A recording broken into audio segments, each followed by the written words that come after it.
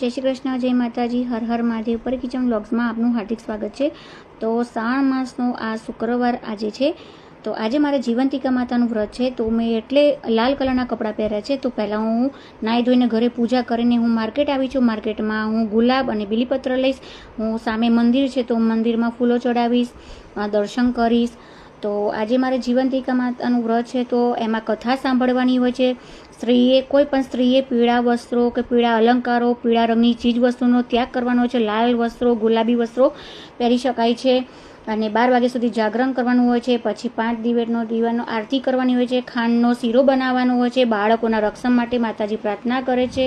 મારા ઘરના બહારના બધા બાળકોને માતાજી રક્ષા કરે, આયુષ્ય આપે.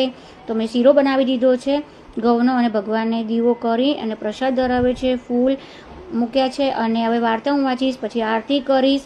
અને આખા દિવસમાં આ ઉપવાસ કરવાના હોય છે, અને 12 વાગ્યા સુધી એનું જાગરણ હોય છે.